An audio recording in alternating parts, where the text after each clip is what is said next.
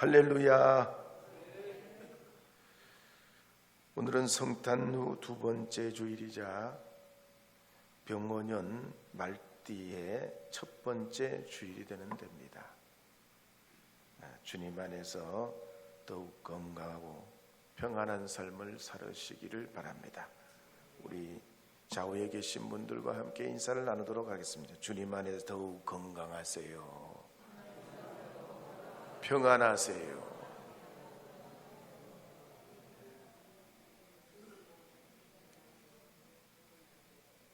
마이크가 여기 울리는 건요, 어딘가 이 소리가 다시 마이크로 들어가기 때문에 그래요. 어디 다른 마이크를 혹시 컨트롤 한번 해보세요.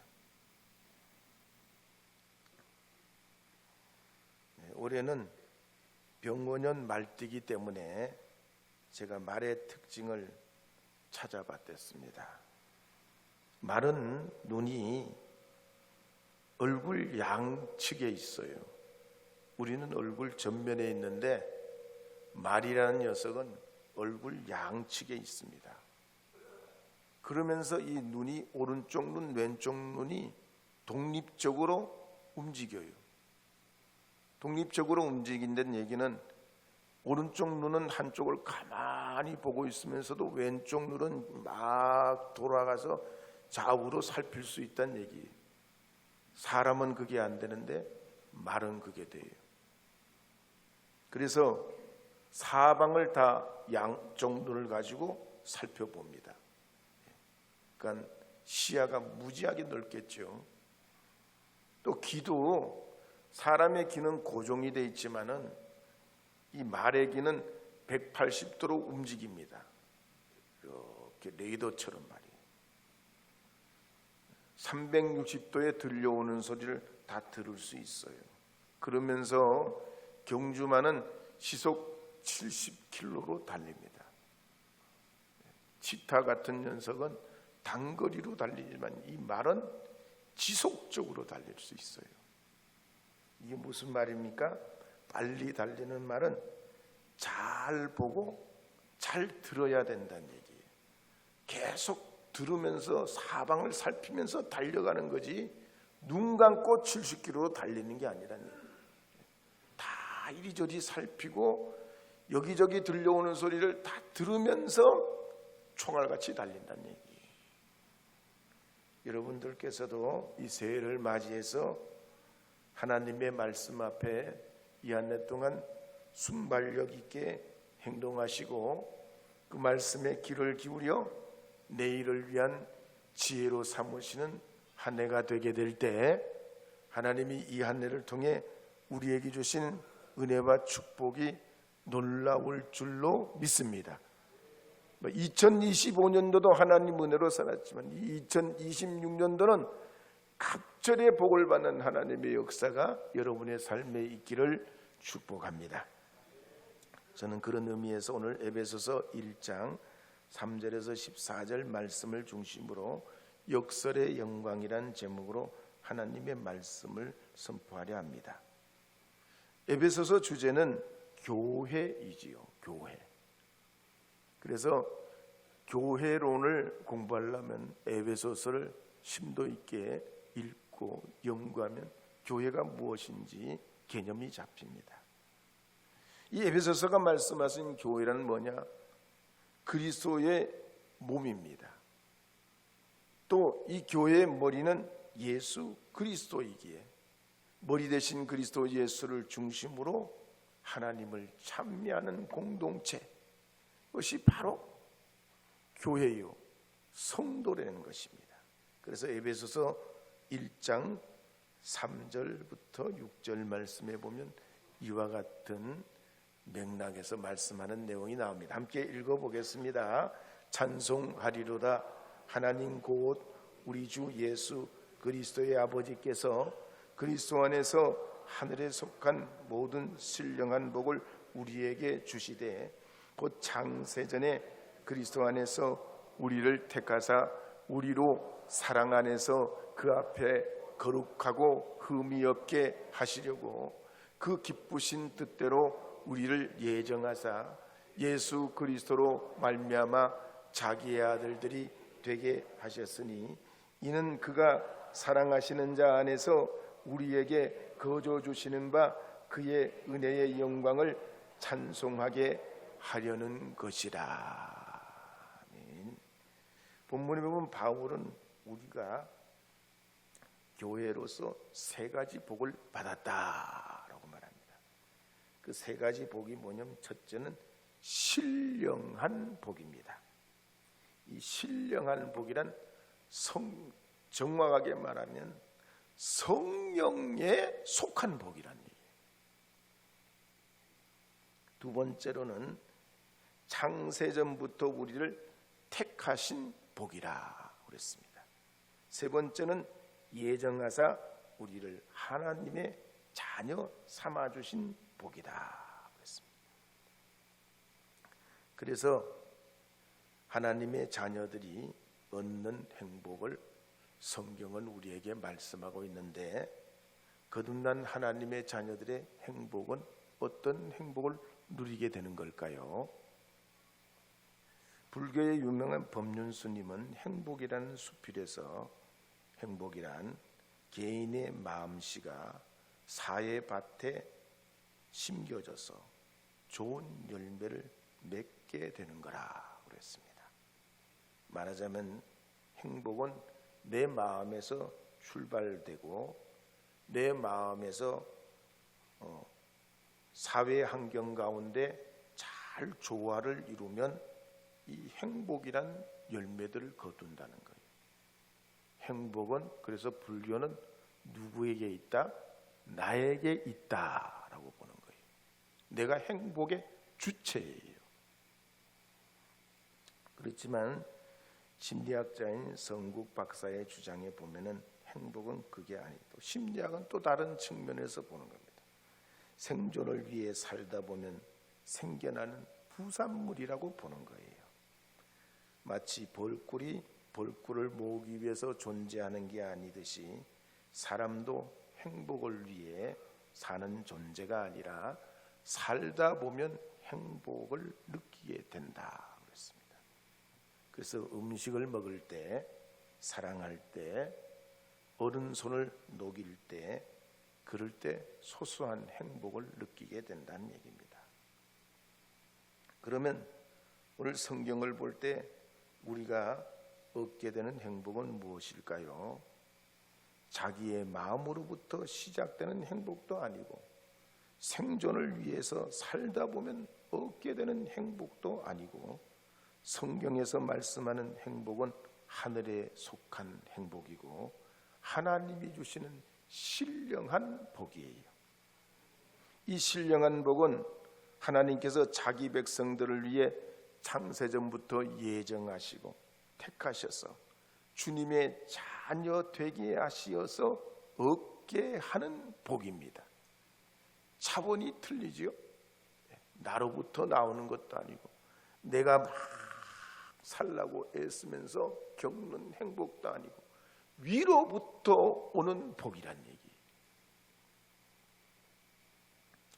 특히 우리가 본질상 진노의 자녀로서 죄 가운데 살다가 죄 중에 죽을 인생인데 하나님이 우리를 택해 주시고 자녀 삼아 주시어서 얻는 하나님의 복, 곧 아들과 딸로 삼아 주시는 복입니다.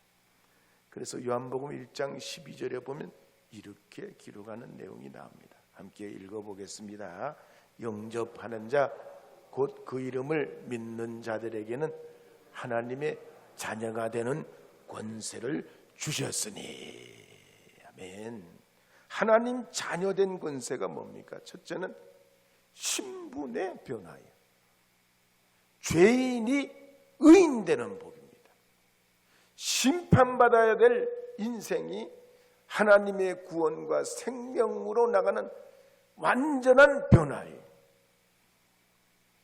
두 번째는 법적 상속권을 얻게 되는 거예요. 하늘의 시민권, 하늘나라 백성, 주님의 자녀로 삼아주셨다는 거예요. 그래서 우리는 하나님 앞에 나갈 자격도 있고 죄와 사망의 권세에서 벗어나게 되는 자유도 얻게 됐고, 죽음에 관한 두려움도 없을 뿐만 아니라 영원한 하나님의 상속자가 되어서 천국 가는 자격을 얻게 되고, 하나님을 찬양할 수 있는 자격도 얻게 되고, 하나님께 기도하면 응답받을 자격도 얻게 되고, 하나님과 동행하는 자격도 얻게 됐다는 얘기예요. 이와 같은 주님이 우리에게 주시는 자녀의 자격과 특권은 그 누구도 빼앗을 수 없는 영적 권세요 축복이기에, 우리가 이 땅에서 주님의 이름으로 구하고 주님의 나라를 위해 하나님 앞에 우리 자신을 드릴 때 저 천국의 부활을 쌓을 수 있는 하나님의 영광된 자녀로서 삶을 살아가게 됩니다. 그래서 로마서 8장 15절에 보면 이렇게 바울이 말씀하는 내용이 나옵니다. 함께 읽어보겠습니다. 너희는 다시 무서워하는 종의 영을 받지 아니하고 양자의 영을 받았으므로 우리가 아빠 아버지라고 부르짖느니라. 죄의 종된 것에서 우리는 이제 하나님의 자녀, 양자의 영을 받았다. 하나님을 아버지라 부를 수 있게 됐다. 실제로 성경시대에 고대 로마 시대 때는 아들과 딸로 입양하는 제도가 있었습니다. 이것도 그냥 되는 게 아니고 법적 절차를 거쳐서 가문의 일원이 되게 되면 재산과 명예를 상속받을 수 있게 됩니다. 가령 로마 제국의 집정관을 지내고 왔노라 보았노라 이겼노라 명언을 남긴 율리우스 가이사는 옥타비아누스를 양자로 삼습니다. 근데 이 가이사가 주전 44년, 그러니까 이 가이사의 나이를 45세 브루투스에게 암살을 당합니다. 그러자 이 가이사의 양자였던 옥타비아누스가 18살 때 상속자가 돼요. 그렇지만 그때 정말로 이 가이사의 후계자가 되고 싶은 사람이 따로 있었는데, 이 가이사의 부하였던 마르쿠스 안토니우스예요. 그래서 안토니우스는 옥타비아누스 대신에 가이사의 저택에 눌러 앉아가지고 이제 말하자면 최고의 권력을 계속해서 그냥 유지하고 어떻게 해보려고 그랬지만 결국 민심이 이반돼가지고 실패하고 맙니다. 그러는 사이에 이 가이사의 양자였던 옥타비아누스가 19살에 집정관이 되고 10개 군단을 움직이는 권력자가 되면서 마케도니아 필리피 전투에서 안토니우스와 브루투스의 연합군과 싸워서 이겨버립니다. 그리고 로마를 분할해가지고 동쪽은 안토니우스 그리고 서쪽은 옥타비아누스가 각각 통치하게 되는데, 그 후에 10년이 지난 다음에 주전 32년경에 안토니우스는 이집트의 클레오파트라와 연합군을 이루어서 또다시 옥타비아누스와 악티움 해전에서 전쟁을 벌이는데 지게 되지요. 이 옥타비아누스가 완승을 하면서 안토니우스는 클레오파트라와 함께 자살을 합니다. 그러면서 이 옥타비아누스는 로마와의 국민들 지지를 얻어가지고 아우구스투스라는 칭호를 얻고 로마 제국의 최고의 통치자가 돼요. 이게 양자의 권세. 왕족이 아니었지만 왕의 권세를 이어받는 거예요. 근데 하나님께서는 우리가 죄 가운데 살다가 심판받고 멸망받아야 할 마땅한 우리를 하늘의 권세, 땅의 권세보다도 더 큰 예수 그리스도의 권세로 우리를 양자 삼아 주셨다는 얘기. 구약 성경에 마치 아브라함이 택함 받아서 이삭과 야곱의 자손들이 복을 받게 되고 만민이 복을 받게 된 것처럼 우리도 예정하시고 택하시어 하나님의 자녀 삼아 주신 것입니다. 그래서 에베소서 1장 5절에 보면 이렇게 기록하는 내용이 나옵니다. 함께 읽어보겠습니다. 그 기쁘신 뜻대로 우리를 예정하사 예수 그리스도로 말미암아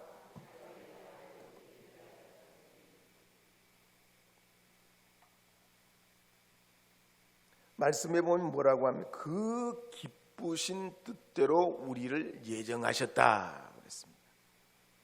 하나님이 우리를 선택한 건 어쩌다가 우연히 생각지도 않게 어쩔 수 없이 초래된 실패가 자기 아니에요.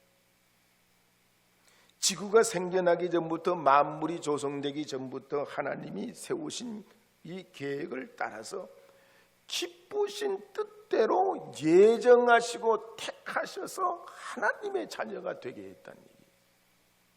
이건 믿을 수 없는 하나님의 신부고 은혜고 영광입니다.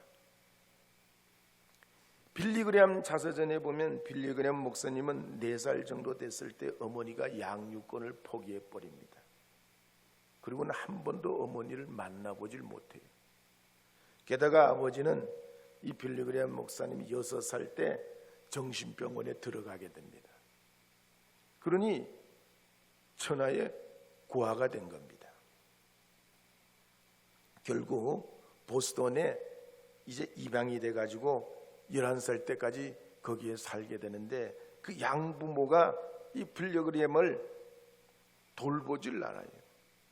관심도 주지 않을 뿐만 아니라 제대로 먹이지도 하고 걸핏하면 두들겨 패요. 끝까지 빌리그레암의 어린 시절이 굉장히 불우했습니다. 그렇지만 이 빌리그레암은 나중에 어른이 돼가지고 늙은 아버지를 정신병원에서 모셔와서 함께 살고 또 자기를 버리고 학대했던 그 양어머니도 찾아가서 보살펴 드립니다. 그래서 빌리그레암 유전 시절을 연구했던 한 연구원이 말하기를 빌리그레암은 내가 만나본 사람 중에 가장 불행한 어린 시절을 보낸 사람이었지만 그럼에도 불구하고 가장 부유하게 살고 가장 열정적으로 산 사람 중에 한 사람이라 그랬어요. 이게 어떻게 가능했을까요? 사람은 어린 시절이 상처가 있으면 그 반드시 어떤 방향으로 나타나는 게 심리학의 정설이에요. 근데 이런 불우한 시절을 보낸 이 빌리그레암이 어떻게 이렇게 자비롭고 은혜로운 사람이 됐을까요? 빌리그레암 자서전에 보면 빌리그레암은 25살 때까지는 신앙이 없었습니다. 그리고 45살 때까지도 믿음이 확고하지 못했습니다. 교회를 나가도 가끔씩 나갔어요. 더군다나 53살이 됐을 때는 33년 함께 살아왔던 아내가 암으로 세상을 떠나게 됩니다. 그러면서 생활이 엉망진창이 돼요. 우울증도 오고 위장병도 생기고 방광염, 신장염, 또 심장수술을 3번이나 받고 건강이 나빠져요. 그런데 이런 빌리그레암을 하나님이 그냥 두시지 않으셨다니, 성령으로 치유하시면서 인생이 달라지게 돼요. 그러면서 생활의 변화가 오고 우울증도 사라지고 질병도 나아버리고 심지어 심장 투석을 했는데 기적적으로 나아버린 거예요. 심장 투석하는 분들 중에 낫는 분 여러분 보셨어요? 저는 못 봤어요. 심장 투석을 하면 끝까지 돌아가실 때까지 투석을 해야 돼요. 근데 빌리그레암은 투석하다가 하나님의 능력으로 치료받아 버렸어요. 우리 하나님이 이러하시단 말이에요. 어떤 총각이 아가씨에게 프로포즈를 했어요. 왜 그 여자를 사랑하냐 물어보니까 끌리더라는 거야. 끌려. 하나님도 그래요. 우리를 창조하신 하나님도 하나님이 논리로 우리에게 오시거나 어떤 주님의 어떤 계획을 따라서 저 내 자녀로 삼아야 되겠다, 이런 어떤 조직적인 생각으로 우리에게 오신 분이 아니에요. 우리가 비록 무절제하고 변덕이 죽을 듯하고 부족하지만 하나님은 우리의 아버지시기 때문에 우리를 그저 사랑하시는 것이고 택해 주시는 것이고 주의 자녀 삼아 주시어서 너는 내 아들이다 딸이다 양자 삼아 주신 것이라니. 그리고 택한 이들을 교회를 통해 하나 되게 하시고 하나님의 자녀 권세로 살아가도록 우리를 불러주신 줄 믿습니다. SBS 뉴스에 한 번은 이런 뉴스가 났어요. 한 산부인과에 13분 차이로 아기가 2명이 태어났습니다. 그런데 간호사의 실수로 운명이 180도로 바뀌는 거예요. 한 사람은 재벌집의 아들이 되고 한 사람은 가난한 집의 아이가 되는데 70년을 그렇게 운명이 바뀌어서 산 거예요. 본래 재벌의 아들이 가난한 집에 가게 됐고 가난한 집의 아들이 재벌집으로 가서 70년을 살게 된 거예요. 근데 재벌집에 간 이 아들이 아무리 봐도 형제들이 아버지한테 하는 이 아들의 행동이 너무 못마땅해. 재벌집 장남인데 아버지한테 너무 자꾸 잘못하는 거야. 그래서 동생들이 도대체 이게 어떻게 아버지한테 저렇게 할 수가 있냐 의심하던 끝에 유전자 검사를 의뢰했어요. 그랬더니 이 장남이 아버지의 유전자하고 일치되는 게 하나도 없는 거야. 그래가지고 이제 동생들이 말이죠, 이걸 막 조사를 했더니 그 아기가 태어났던 산카이 구카이, 일본의 산이 구카이라는 그 병원에서 태어날 때 바뀌게 됐다는 걸 알게 돼요. 결국 추적을 해가지고 자기 본래 형님을 찾았지만 벌써 세월이 70년이나 지났는데 그 70살이 된 그 본래 자기 형은 가난하게, 너무도 가난하게 살고 트럭 운전을 하고 그냥 가난하게 그렇게 평생 70평생을 그렇게 살아서 이제는 되돌릴 길이 없어요. 그래서 법원에다 소송을 냈는데 일본 도쿄지방 법원에서 판사가 판결하기를 이 사람이 70년이나 세월을 살아가지고 이제는 되돌릴 수 없지만은 그래도 이 사람이 스스로 한 그런 결정도 아니고 너무 억울하니까 보상을 해줘야 된다. 그래서 우리 돈으로 4억 보상을 해주라 판결을 했어요. 사람은 이와 같은 실수가 있어요. 근데 하나님은 실수가 없으시. 아기 예수님의 오심도 그렇고 유대교의 가장 급진파였던 바울이 회심하는 것도 그렇고 하나님은 실수가 없으시다는 얘기예요. 그래서 고린도전서 15장 10절에 보면 이렇게 바울이 고백하는 내용이 나옵니다. 함께 읽어보겠습니다. 함께 읽겠습니다. 그러나 내가 나된 것은 하나님의 은혜로 된 것이니 내게 주신 그의 은혜가 헛되지 아니하여 내가 모든 사도보다 더 많이 수고하였으나 내가 한 것이 아니요 오직 나와 함께 하신 하나님의 은혜로라. 바울이 이 은혜를 깨닫게 됐단 말이에요. 이 은혜를 갚을 길이 없단 말이에요. 그래서 자신의 삶을 던져 그리스도를 위해 사는 일생을 살아가게 됩니다. 우리 기독교의 세계관은 그래서 어쩌다가 우연히 태어난 것이 아닙니다.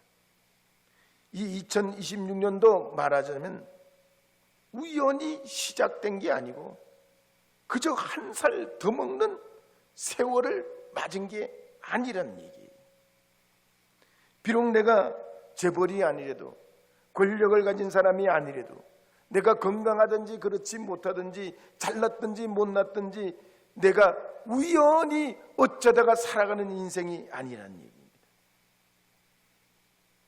최근에 영국의 이코노미스트 편집장인 자니 민터 베도스가 2026년을 전망하기를 2026년은 세 가지가 뚜렷하게 나타날 거라 그랬습니다.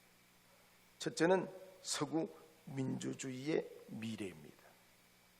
유럽이 또 프랑스의, 독일의, 미국도 마찬가지지만 정치적인 리더십이 바뀔지 아주 선거들이 있고 중차대하는 민주주의의 어떤 그런 결정적인 일들이 있다는 얘기입니다. 그래서 보다 더 이 인류가 하나님 보시기에 합당한 나라와 민족들이 될 수 있도록 여러분 기도해 주셔야 됩니다. 기도해 주셔야 돼요. 크게 보면요, 우리 왜 서로 영향을 받거든요. 지금은 지구촌이 하나라. 예? 다른 나라의 문제와 어려움이 생기면 뭐 그냥 우리가 평안하고 이런 게 아니에요. 이 서로 영향을 주고받기 때문에 이 온 지구가 하나님의 평안 가운데 있어야 됩니다. 두 번째는 지정학적 영역이 또 올해도 중요하다고 그랬습니다.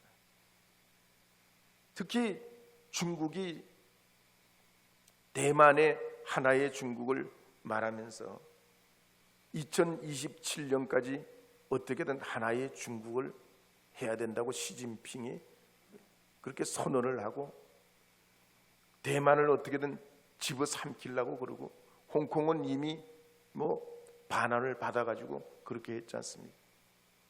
근데 트럼프는 어떡하냐? 방향을 어디에다가 정할지 모른다는 거예요. 자기 이익을 따라가지 어떤 나라의 어떤 이 관계, 특히 우리 대한민국과의 관계 이런 걸 유심히 보지 않고 미국의 국익을 따라간다는 얘기예요. 우리가 특히 이 한반도가 지정학적인 중요한 위치에 있습니다. 오늘도 그래서 대통령이 중국을 방문했는데 역시 기도해 주셔야 됩니다. 아멘을 안 하시네. 아멘을 안 하시네. 기도해 주셔야 됩니다. 당과 상관이 없어요. 나라의 운명과 미래를 위해서 기도해 주셔야 돼요. 세 번째는 경제의 영역입니다. 인공지능뿐만 아니라 여러 가지로 이 경제적인 여파들이 지금 세계, 특히 미국의 경제를 통해서 전 세계가 영향을 받고 있습니다. 그렇지만 이렇게 민주주의의 어떤 역동적인 일이 있고 지정학적인 영향력이 있고 경제적인 여파가 있다 하더라도 이 가운데서도 하나님은 하나님의 역사가 나타나는 줄 믿으시기 바랍니다. 아무리 어둡다고 해도, 아무리 어둡다고 해도 그 어두운 가운데는 빛이 함께 있다고 거닐라 로리스가 말한 적이 있습니다. 아무리 추운 겨울이라도 그 추운 겨울 한가운데는 여름의 씨앗이 있다고 그랬어요. 그래서 우리 앞에 놓인 이 2026년도도 하나님의 필연적인 역사, 역설의 영광이 나타나도록 감내하기 어려운 과정이 있다고 해도 하나님의 역사하심을 믿으시고 성령의 은혜를 믿으시어서 예정하시고 자녀 삼아주신 하나님의 그 영광을 여러분 이 한 해 동안 언제 어디서든지 주님의 이름을 높이며 영광을 누리기를 바랍니다. 그러면 우리 주님께서는 말씀대로 새 포도주와 새 곡식과 기름을 부어주시고 이른비와 늦은비를 주시고 마당에 밀이 가득하고 또 독에는 포도주와 기름이 넘치게 하신다고 하신 말씀대로 우리의 삶을 풍성한 은혜 가운데 이르게 하여 주실 줄 믿습니다. 2026년도에 하나님 앞에 우리의 갈 길 이제 말씀을 통해서 분명하게 뚜렷하게 부여잡고 역사하시는 하나님, 뒤집으신 하나님, 되게 하시는 하나님, 복을 주시는 하나님, 그 하나님 앞에 여러분의 삶을 이루셔서 복된 시간과 미래를 이루시는 주의 자녀들이 다 되시기를 바랍니다.